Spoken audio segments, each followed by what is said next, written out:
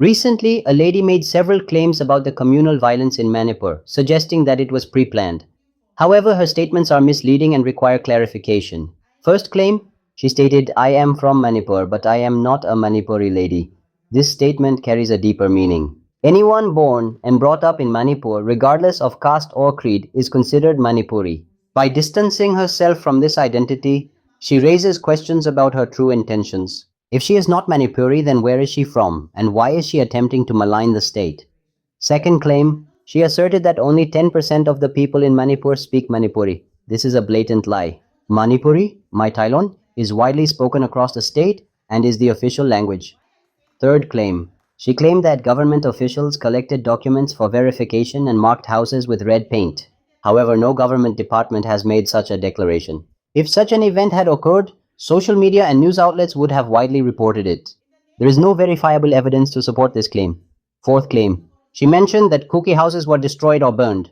While it is true that some properties were damaged due to the ethnic conflict, no properties were completely destroyed or occupied by others. However, in Kangpokpi and Churachandpur, entire Meitei villages were bulldozed and flattened, with the land divided among others.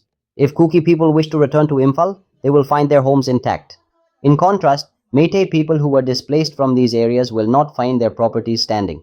Fifth claim, she repeatedly used the term genocide. If genocide is to be defined by destruction and displacement, then the same term should apply to what was done to Meiteis in More and other regions, where their properties were wiped out entirely. Other key points. Licensed guns were taken by the government because their renewal was pending, as clarified earlier. The Kuki community does not wish to stay with the Meitei community and is demanding land documents for their return.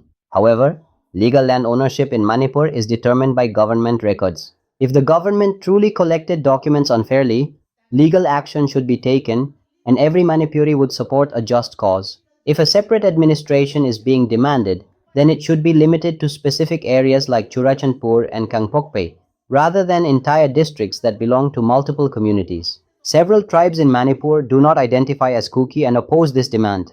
Instead of asking separate administration, we have to ask government to strengthen autonomous council. This will enhance the state unity. Was the conflict pre-planned? If the conflict was a pre-planned ethnic war, then why did the Kuki community 1. Burn down the public gymkhana in Churachandpur, 2. Organize mass tribal rallies before the violence erupted, 3.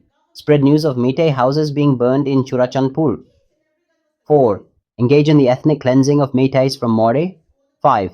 Destroy Meitei temples while simultaneously claiming church attacks were deliberate?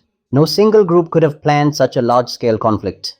The root causes of this unrest lie in deeper issues such as 1. The Kuki fear that the implementation of the Inner Line Permit (ILP) would isolate them. 2. Citizenship registration along the border areas such as More, which would identify illegal immigrants from Myanmar. 3.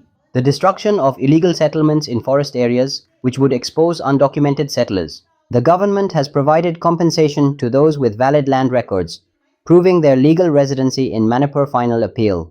In the beginning of her video, the lady claimed she was not Manipuri, which indicates she is an outsider trying to mislead the people of Manipur. If the Kuki community's grievances are truly with the government, why did they attack Meiteis? I urge all tribal communities in Manipur to recognize that this land belongs to all of us. Together, we can represent Manipur with unity. We must stand against drug cartels, narco-terrorists, illegal poppy cultivation, land encroachment, and unauthorized immigration. These activities threaten the sovereignty and identity of Manipur. All tribal leaders should come forward and join the Meitei community as one of the Yek Salai recognized clans of Manipur.